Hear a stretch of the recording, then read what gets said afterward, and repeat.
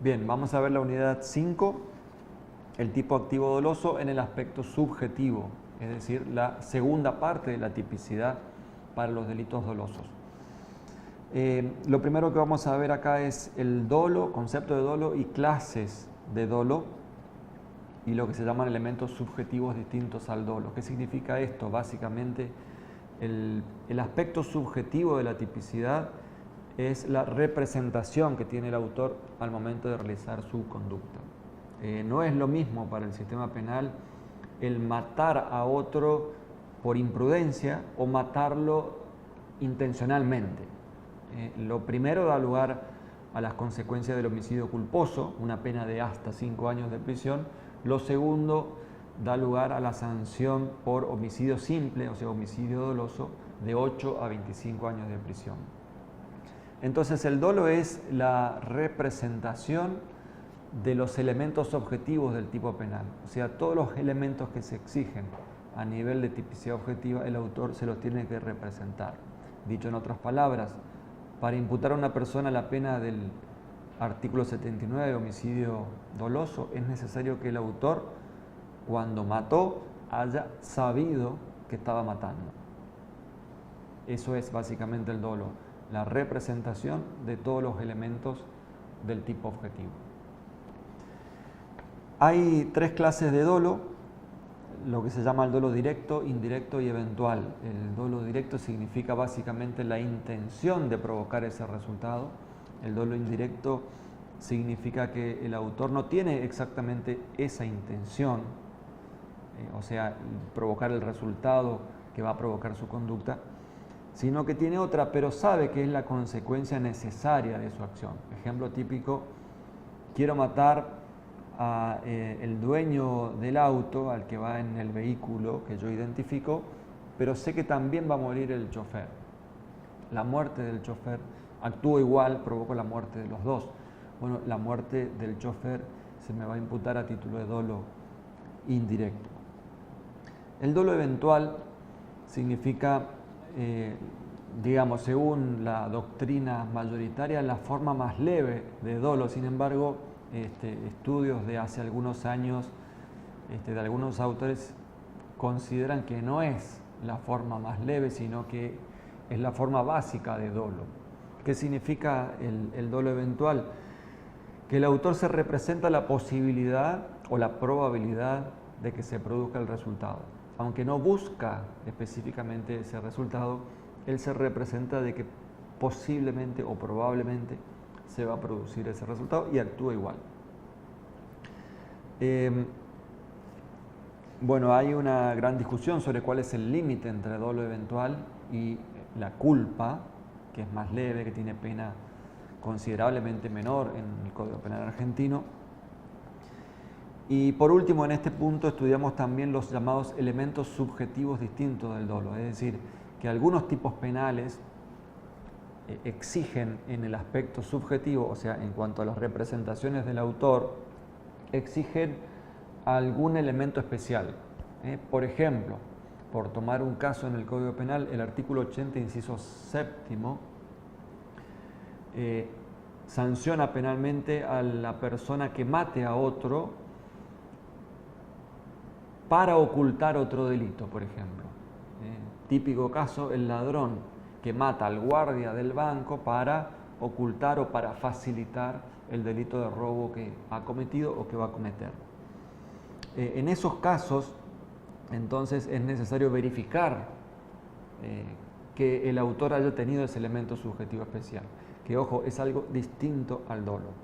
El dolo es la representación de los elementos objetivos del tipo penal. Siempre utilizamos este ejemplo de un libro. El aspecto objetivo y el aspecto subjetivo en los tipos dolosos tienen que coincidir exactamente. El dolo es la representación de estos elementos objetivos del tipo penal, entonces hay una congruencia, hay una coherencia. En algunos tipos penales, excepcionalmente, se exige elementos subjetivos especiales, o sea que el aspecto subjetivo abarca todo el aspecto objetivo y exige algo más. En el punto 2 de la unidad 5 vamos a ver las distintas teorías que hay en materia de dolo, básicamente teorías de la representación y teoría de la voluntad. La teoría de la representación, en resumen, considera que hay dolo cuando el autor se representa el resultado, se representa la posibilidad del resultado. La teoría de la voluntad dice que no solamente se tiene que representar, sino que tiene que querer además ese resultado. O sea que esta segunda teoría es más exigente que la primera en materia de dolo.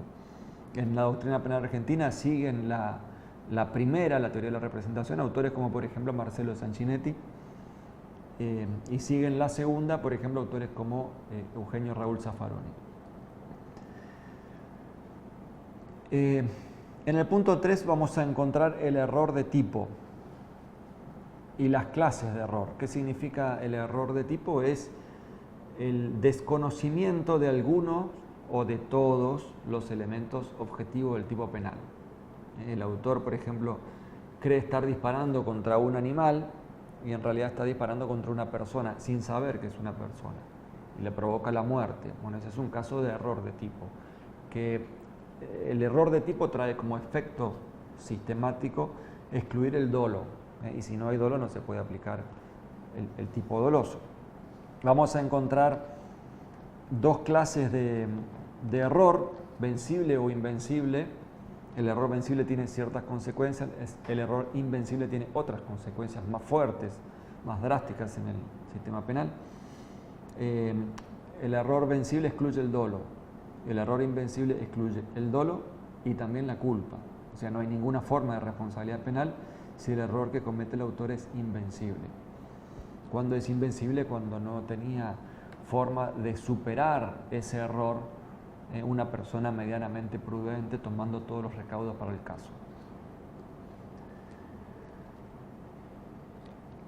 Es importante distinguir el error de tipo con otras formas de error, por ejemplo el error de prohibición. El error de prohibición tiene otras consecuencias a nivel de la teoría del delito. Básicamente puede excluir la culpabilidad, pero nunca va a excluir la tipicidad. El error de tipo influye sobre la tipicidad. ¿Cuál es el error de prohibición? Bueno, cuando el autor sabe lo que está haciendo, por ejemplo, sabe que está matando a otra persona, pero cree que para el caso está autorizado por la ley a hacer eso. Ese sería un error de prohibición. Es decir, que la diferencia entre error de tipo y error de prohibición radica en sobre qué circunstancias recae el error. Si recae sobre las circunstancias fácticas del caso, sobre alguno de los elementos que se exigen en el tipo objetivo, entonces es un error de tipo. Por eso es importante primero organizar bien en el tipo penal que estamos estudiando cuáles son los elementos del tipo objetivo.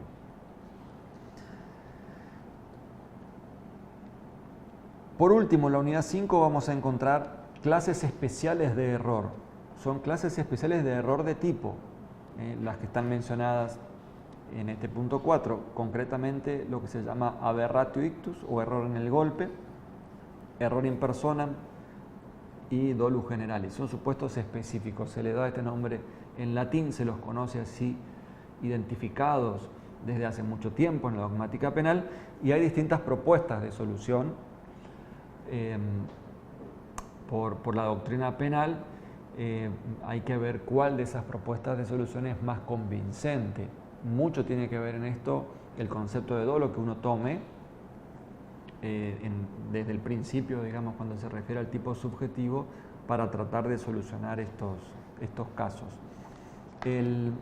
La aberratio ictus o error en el golpe, que es lo mismo, significa que hay un error sobre el curso causal de la acción. Es decir, el sujeto A, por ejemplo, quiere matar a B, a quien tiene en la mira, y por un error, por un desvío, termina matando a C, que estaba atrás.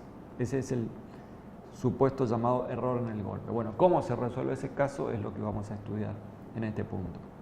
El error in personam, en cambio, no implica un error en el curso causal, implica solo un error en la identidad de la víctima, o mejor dicho, en la identidad del titular del bien jurídico que se afecta.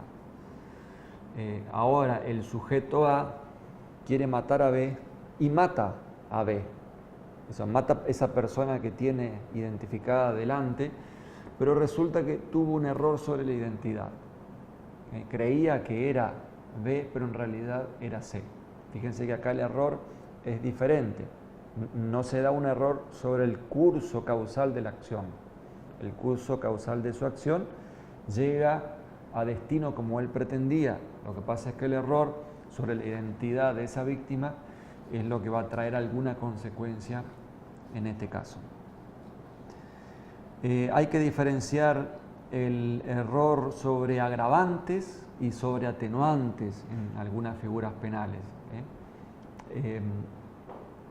Para dar un ejemplo, el error sobre las agravantes, tenemos que pensar que algunos tipos penales tienen una forma básica, por ejemplo el homicidio simple del artículo 79, y una forma agravada, el homicidio agravado del artículo 80, por ejemplo. El 80 inciso primero, que dice el homicidio es más grave si uno mata al padre, hijo, ascendiente, descendiente, cónyuge, etc. No es lo mismo que matar a cualquier otra persona. Bueno, si hay un error sobre esas circunstancias agravantes, ese error va a traer como consecuencia la imposibilidad de aplicar esa figura agravada. Solo se va a aplicar la figura básica. Ejemplo, si A quiere matar a B, pero no sabía que B era su padre, no se puede aplicar el parricidio, que es la figura de homicidio agravado, solo se va a aplicar el homicidio simple.